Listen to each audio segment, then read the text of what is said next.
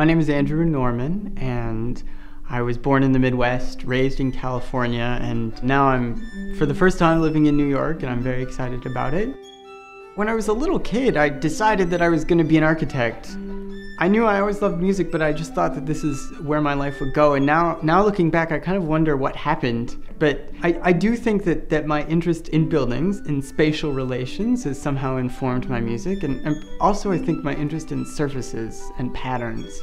I think that there is this sense in some of my music about having little groups of patterns and sort of looking at them up close, but then backing up and seeing how they interact with each other in a larger formal way.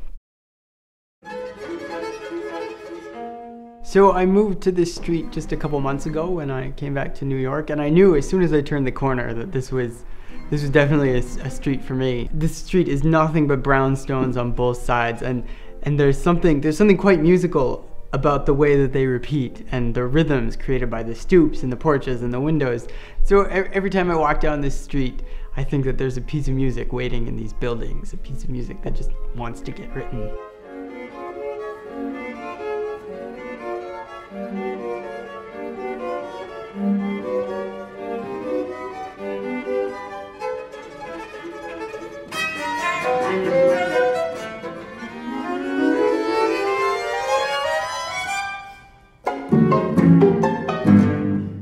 As young composers, we are constantly having to apply for things and subject ourselves to mysterious panels who make decisions. And the interesting thing about Project 440 was that it was so open. And I think one of the most amazing things is just the fact that they got 60 very different, very talented composers together on one site.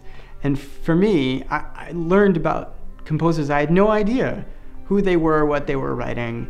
And there's some people now, I'm huge fans of theirs because of the work that I heard on Project 440. I never would have known. Our field can be a little bit fragmented. And I feel like in a way Project 440 created a kind of community.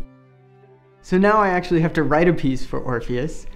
And I've already started to think a little bit about how I'm going to do this and what this means. And the one thing I keep coming back to is that Orpheus plays without a conductor, and that this makes Orpheus really special as a group of musicians. It's a very special community, and it's not just a group of people who are obeying the wishes of one other person communicating to an audience, but it's really a group of people who have come together and made some sort of consensus together and then communicating that to an audience.